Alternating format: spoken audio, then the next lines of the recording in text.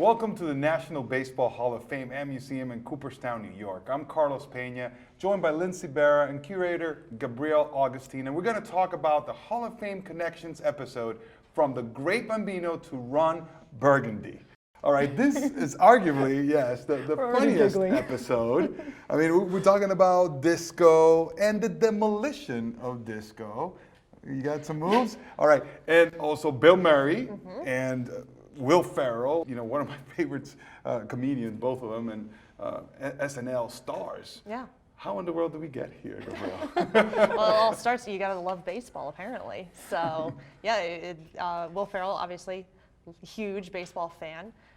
You know, this is the jersey that he wore when he played 10 positions in one day back in 2015 it was a fundraiser.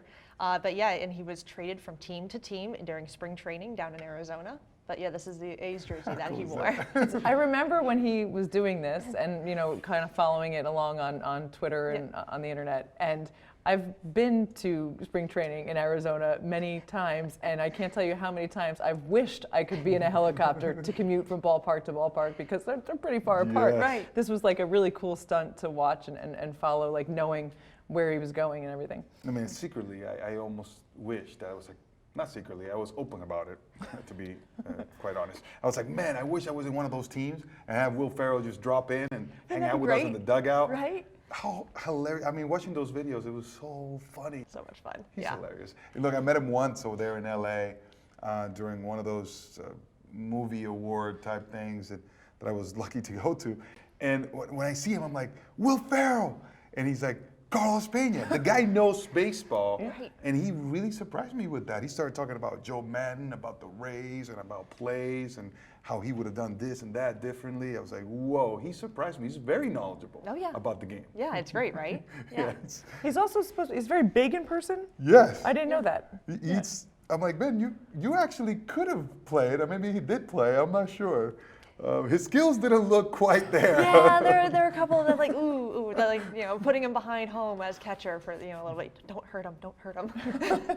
He is so funny. And yeah. We're talking about Bill Murray also and the connections. Yeah, so, you know, Bill Murray, obviously another big baseball lover, you know, has sung Take Me Out to the Ball Game at the Cubs. But before that, he was a co-owner with a minor league team with Bill Veeck's son. Now, Bill Veeck made waves in baseball, did all kinds of promotions to make people come to the stadium, to, you know, just to get pique their interest, you know. One of them being the Disco Demolition night. Boys, get off the field so we can start the second game. I don't understand this. You have to have a big hatred for disco music to want to set the disco albums on fire on the field that you play on. And you know, like, I kind of like the disco music. I think it's fun. Yeah, I saw you dance. So you wouldn't have gone to that game. I would have gone and protested outside the game. Save the disco. Well, DJ Steve Dahl clearly disagreed. Clearly. You know, this is the helmet that he wore when blowing up those records. And the blowing up the records, literally, it damaged the field. Correct. And they had to cancel the second game of the doubleheader. Yeah. So this was a big sacrifice they made to destroy disco. Yeah, this really didn't go the way it was planned. No, and I don't even know how you get fans to the baseball field because you want to destroy disco records. How did he even have the idea? I don't know how he had many of these ideas. He was the one who had Eddie Goodell come and play. He was the shortest player in MLB history.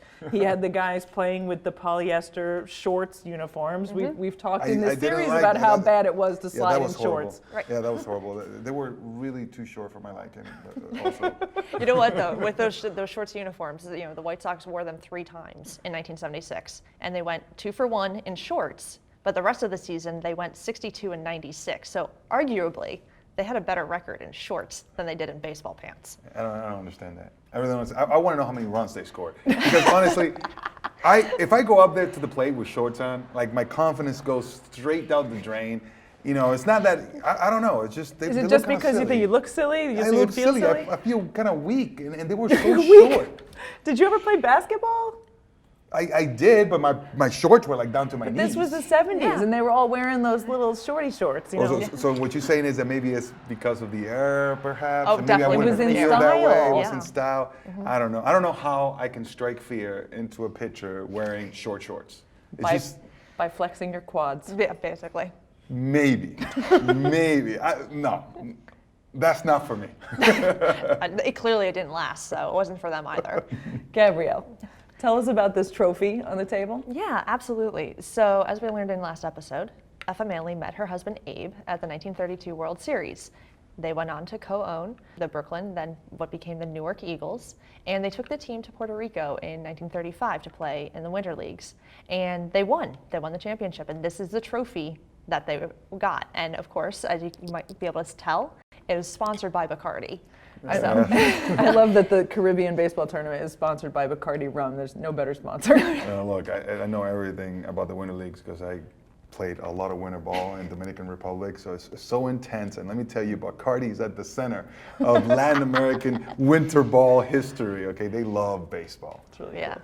Another cool thing about Effa Manley is that she is a female majority owner of a professional sports team in the 1930s, all the way back then. What a pioneer she was. Yeah, she absolutely was. I mean, this is an era, women weren't in the front office. They were homemakers. Instead, Effa was out there negotiating after, Jackie Robinson integrated the National League. Larry Doby signed with Bill Veeck, and she negotiated with Veeck to get a better compensation for Doby because she knew she was going to continue to lose all of her black players to the major leagues. But she had to walk that fine line of making sure the team was compensated, but not impeding integration. So Effa Manley would also lose Monty Irvin to the major leagues. Yep. And I believe that she donated this trophy to the Hall of Fame when Monty was inducted. She did, yep, in the 1970s. That's how we have the trophy in our collection. I think that Effa Manley was a total boss, and I am certain that she would have loved disco music. Absolutely, 100%. Good I don't call know on who that. wouldn't. Yeah, I saw your moves. They were awesome, by the way. If you'd like to learn more about people, places, and artifacts featured in this video, go to baseballhall.org, where you can plan your visit to the National Baseball Hall of Fame and Museum in Cooperstown, New York, and discover your own connections to the game.